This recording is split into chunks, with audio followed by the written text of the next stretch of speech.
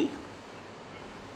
یہ اولیاء اللہ، ان کی ایک ہی طلب رہ جاتی ہے دنیا میں، آخرت میں طلب اللہ راضی ہو جائے، اللہ سے محبت، جنت میں داخلہ، وہ آخرت کی طلب ہے۔ دنیا میں صرف ایک طلب ہوگی، میں جتنے بھی زیادہ سے زیادہ لوگوں کو اللہ کے راستے پر لا سکوں، جو بھٹکے ہوئے ہیں، بھولے ہوئے ہیں، سوئے ہوئے ہیں، مدہوش ہیں، مال مست ہیں، حال مست ہیں، ان کو میں اس مستی کی کیفیت سے نکالوں، غفلت کی کیفیت سے نکالوں، ان کا رخ سیدھا کروں، وہ بھی اللہ سے محبت کریں، وہ بھی اللہ پر ایمان لائے، ان کا بھی قلبی رشتہ اللہ کے ساتھ استوار ہو جائے۔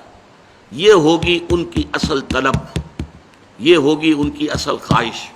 دنیا کی کسی اور شے کے لیے کوئی بھاگ دوڑ، میں اپنا وقت صرف کروں تاکہ دنیا کی کچھ آسائشیں حاصل کر سکوں، کیوں نہ وہی وقت صرف کروں کہ اللہ کے کچھ بندوں کو اللہ کے سیدھے راستے کی طرف بلا لوں۔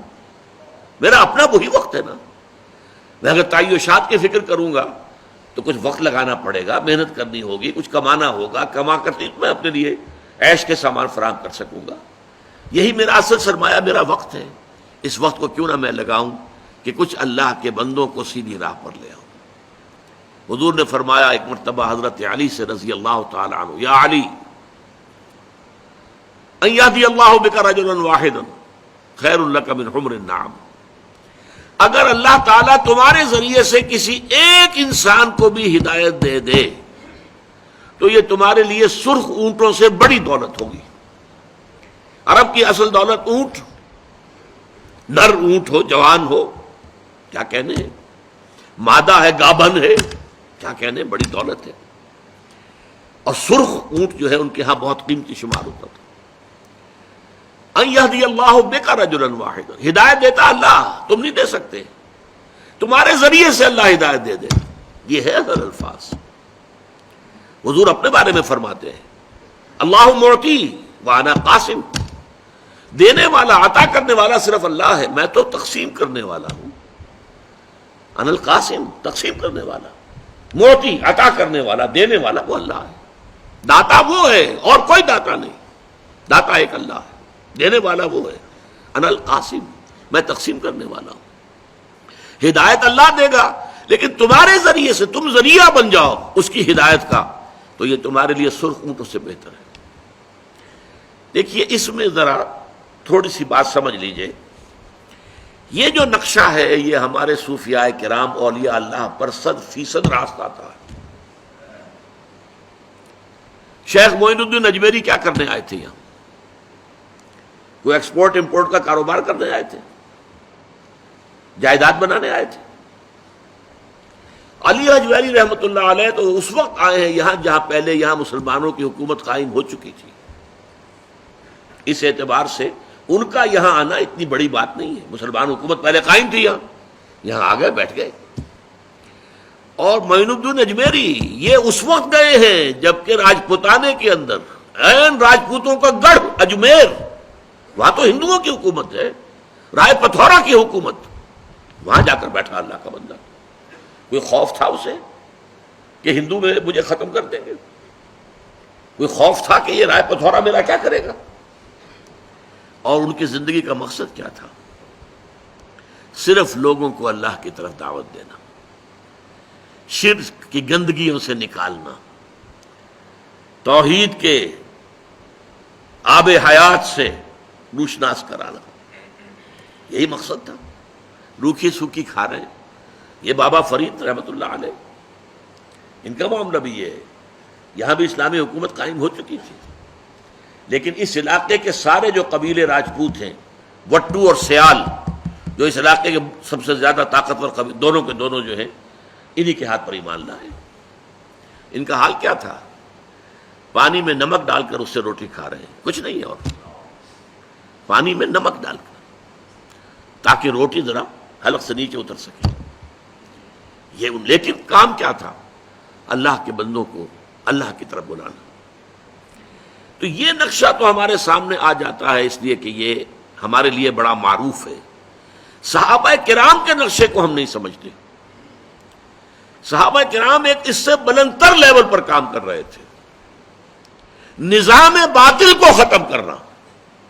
ایک ہے افراد کو دعوت دینا، ایک ایک فرد افراد ٹھیک ہو جائیں، ان کے عقائد ٹھیک ہو جائیں۔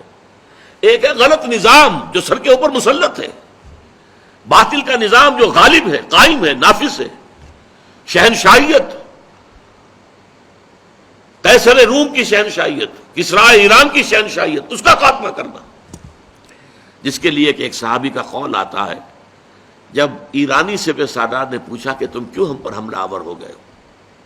ہمارا تو تمہارے ساتھ کوئی جھگڑا نہیں ہے، کوئی بارڈر ڈسپیوٹ نہیں ہے، اور پہلے بھی تم لوگ آتے تھے، تم جنگلی قبائل تھے، تمہارے آتے تھے لوٹ مار کر کے واپس چلے جاتے تھے، اب تم ہمارا پیچھا نہیں چھوڑ رہے، تو کیا ہوا ہے؟ تمہاری جو کیفیت بدل گئی ہے، ایسنشل چینج تمہارے اندر آ گئی ہے، you have change all together, how come, کیسے ہوا ہے؟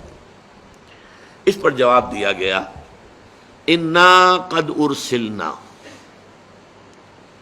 دیکھیے پہلے ہم خود آتے تھے، اب ہمیں بھیجا گیا ہے، اللہ نے بھیجا محمد کو صلی اللہ علیہ وسلم، محمد نے بھیجا ہمیں صلی اللہ علیہ وسلم، وفداہ آباؤنا و امہاتنا، انا قد ارسلنا لنخرج الناس من ظلمات الجہالت الی نور الایمان، تاکہ ہم لوگوں کو نکالیں جہالت اور جاہلیت اور کفر اور شرک اور الحاد کے اندھیروں سے ایمان کی روشنی کی طرف، وَمِن جَوْرِ الْمُلُوكِ إِلَىٰ عَدْلِ الْإِسْلَامِ، بادشاہوں کے ظلم و ستم کے پنجوں سے نجات دلا کر اسلام کے نظام عدل سے روشناس کریں، یہ ہے ہمارا مشن۔ یہ جو بڑے بڑے محل بنا کر بیٹھے ہوئے ہیں، سامان تعیشات جمع ہیں وہاں پر، ان کے نرم نرم گدیلے اور ان کے یہ سارا کچھ، اور وہ انواع و اقسام کے کھانے اور ناؤ نوش اور رقص و سرود کی محفلیں، یہ کس کی کمائی سے ہیں؟ وہ غریب کاشتکار جو میدان میں کام کر رہا ہے کھیت میں، اس کی کمائی کا حاصل آ کر جاگیردار لے جاتا ہے آدھا، اور اس میں سے وہ کچھ اپنے پاس رکھ کر باقی بادشاہ کو بھیجتا ہے تاکہ اپنے ٹھاٹ جمائے۔